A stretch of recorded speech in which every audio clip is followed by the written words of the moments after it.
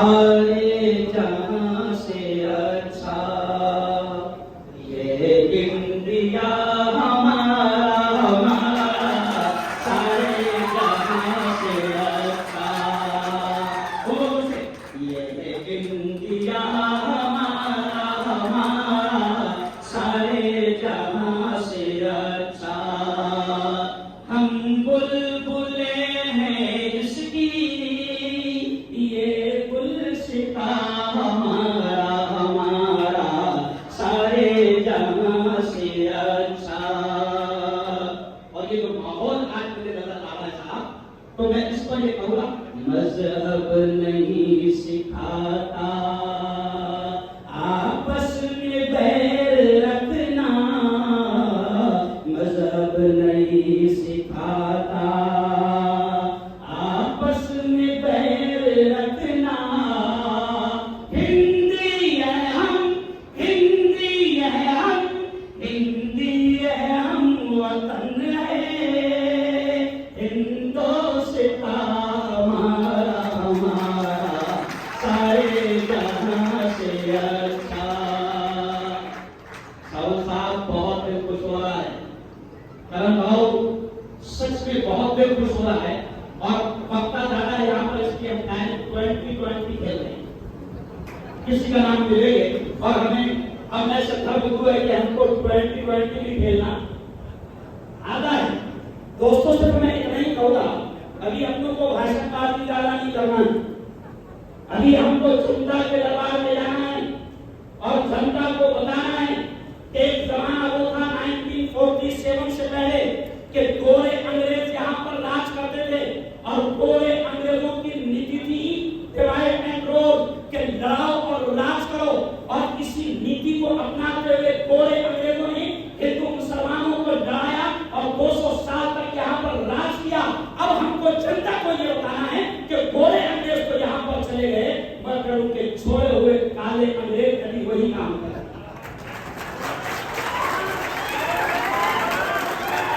और हमको ये बताना है कि आपके मेरे सबके बाप दादा ने मिलकर, हमने सबने मिलकर, हमारे पुरखों ने मिलकर, हमारे पूर्वजों ने मिलकर, हमारे बाप दादा ने मिलकर इस देश को उस वक्त बचाया था, उस वक्त बचाया था जब ये देश खतरे में था। और आज फिर हमें ऐसा लग रहा है कि ये काले अंग्रेजों ने देश को खतरे में डाल दिया है, इसलिए पूरे हिंदुस्तान में इंडिया अलायंस बन गया है, पूरे हिंदुस्तान में इंडिया अलायंस बना है। ये इंडिया अलायंस देश को बचाएगा नफरतों से। दादा साहब नफरतें आखिरी चरम पर पहुंच गई है और इतनी जबरदस्त इन्होंने नफरतें फैला दी है कि एक दूसरे को देखना पसंद नहीं कर रहे थे। लेकिन सलाम उन तमाम हमारे नेताओं को कि जिन्होंने नफरतों को खत्म करने के लिए राष्ट्रवादी, कांग्रेस, समाजवादी और जितनी पार्टियां हैं सबको एक साथ लिया और इंडिया अलायंस बनाकर काले अंग्रेजों को पैगाम दिया कि अब हम एक हो गए हैं। और जैसे उस वक्त बाबा को भागना पड़ा था, बच्चों को भी भागना, और बोलो यार बच्चों को भी भागना पड़ेगा। और उद्धव जी का नारा बड़ा प्यारा लगा है, सोशल लगा देने पर उद्धव जी ने नारा लगाया है, ये कहते हैं कि अब की बार 400 बार हमारे उद्धव जी ने नारा लगाया है कि अब की बार तू तेरी बार, उद्धव जी ने नारा लगाया कि अब की बार तू, अब की बार तू वो ओरिजिनल तेरी बार, अब की बार में सचमुच तू तेरी बार। अरे ओरिजिनल तेरी बार है ना, अब उसको हम इंडिया अलायंस में पर ओरिजिनल तेरी बार बनाएंगे, क्योंकि इन्होंने देश को महंगाई से परेशान कर दिया है, इन्होंने देश में नफरतें फैला दी है, ये महिलाओं के सम्मान की बात करते हैं, इन्होंने शिक्षा को महंगा कर दिया है। लेकिन मैं 2-3 पॉइंट पर बात करूंगा कि नफरतों को इस वक्त देश से बचाना ये सबसे बड़ा हमारा योगदान होगा। आज क्या हो गया है कि एक दूसरे को देखना पसंद नहीं कर रहे। मैंने आज भी अपने प्रवचन में हिंदू भाइयों को कल के बुलडाना में और आइंदा कल मैं अकोला में रहूंगा, मैंने हिंदू मुसलमानों को सबको ये पैगाम दिया कि देखो इंडिया अलायंस इंडिया को बचाने के लिए बना है। मैं सबको पैगाम दे रहा हूँ कि हवेली झोपड़ी सबका मुकद्दर टूट जाएगा, हवेली झोपड़ी सबका मुकद्दर फूट जाएगा। अगर ये साथ हिंदू और मुस्लिम छूट जाएगा,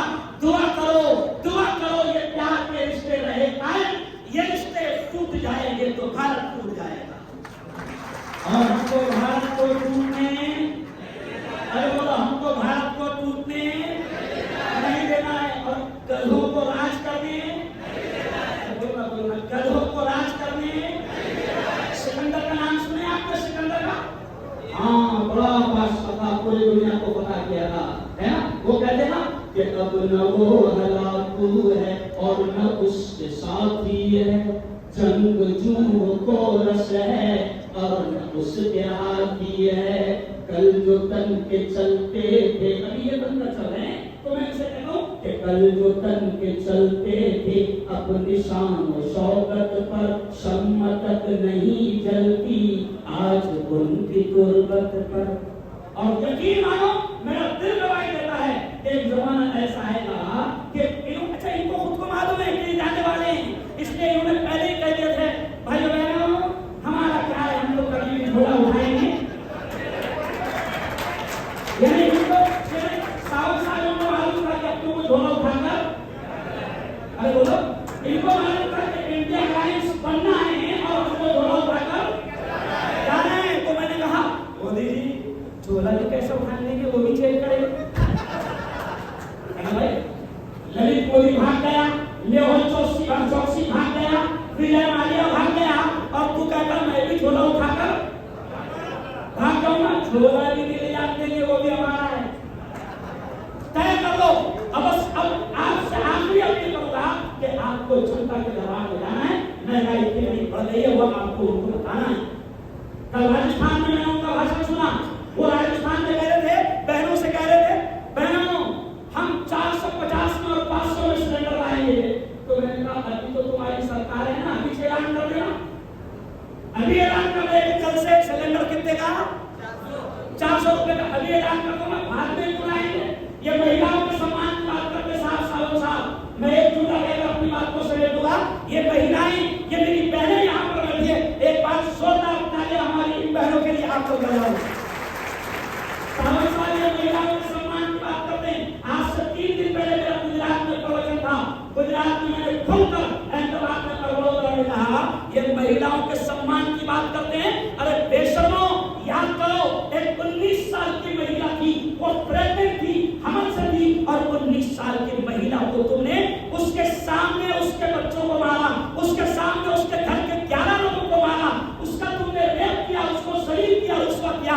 और बेशर्मो तुम महिलाओं के सम्मान की बात करते हैं, वो महिला का रेप करने वाले 11 रेपिस्ट, उनको छुड़ाने का तुमने काम किया, उनको लड्डू खिलाया, उनको हार पहनाया, उनकी रैली निकाली। अरे बेशर्मो बेगैरतो, तुम्हारी जबान से महिलाओं के सम्मान की बात अच्छी नहीं लगती है।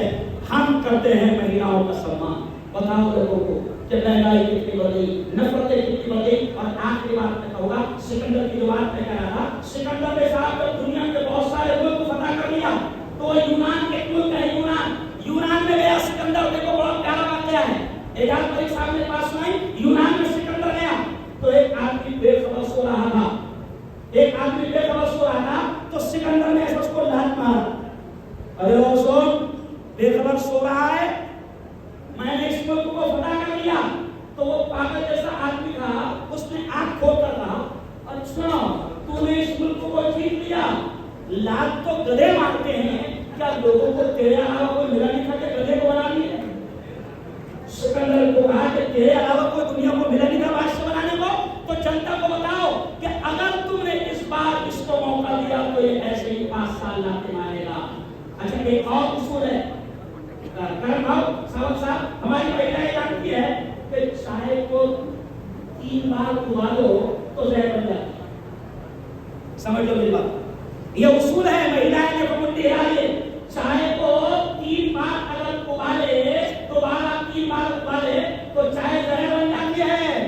तो पैगाम दे दो कि चाय वाले को तीसरा मौका मत दो, अगर पूरे मुल्क के लिए हो जाता है चाय वाले को तीसरा मौका मत दो, वरना पूरा मुल्क में क्या फैल जाएगा, शहर फैल जाएगा। बस मैं इतना ही बस अपील करता था कि अपना जो दूध का नियोजन है वो जरा अच्छे से किया जाए, क्योंकि हम लोग भाषणबाजी में रह जाएंगे और ये लोग दूध का बड़ा मजबूत काम करते हैं। मुझे खुशी है कि मेरा एक दोस्त है विवेक ठाकरे, वो भी आपके टीम में शामिल है, कल उन्होंने मुझे फोन लगाया, कहा विवेक ठाकरे बहुत अच्छे। तो ऐसे जितने भी लोग हैं, ऐसे जितने भी कार्यकर्ता मजबूत कार्यकर्ता, आप इन तमाम को बूथ लेवल मजबूत करने के लिए पैगाम दीजिए, तो इंशाअल्लाह बहुत अच्छा काम होगा। और मैं आपको बता दूं कि हम तो पूरी तरीके से मैदान में उतर रहे हैं और हम ऐलान कर रहे हैं कि अब देखना है जोर कितना बाजुए, बोलो सब बोलो, अब देख रहा है जोर कितना बाजुए, देखेंगे इंशाअल्लाह। और सालिमों को इस देश से भगा कर रहेंगे, काफिरों को इस देश से भगा कर रहेंगे, और इंडिया अलायंस जो अमन की, मोहब्बत की, एकता की, प्यार की, सद्भावना की बात कर रहा है। और वो हमारा नेता राहुल गांधी जो कश्मीर से लेकर कन्याकुमारी और कन्याकुमारी से लेकर कश्मीर तक जो मोहब्बतों की मार्केट और मोहब्बतों की दुकान खोल रहा है, इंशाअल्लाह इंडिया अलायंस के जरिए से नफरतों की फैक्ट्रियों को बंद करने का हम काम करेंगे इंशाअल्लाह। बहुत बहुत धन्यवाद संजय सावंत जी, करण साहब, आप तमाम को बहुत बहुत मुबारकबाद। और हमें यकीन है कि ये हंसता हुआ नूरानी चेहरा, हमें यकीन है कि यह बोलो ये हंसता हुआ नूरानी चेहरा, हमें यकीन है कि इंशाअल्लाह पार्लियामेंट में पहुंचेगा और कभी कुछ लोग आएगा।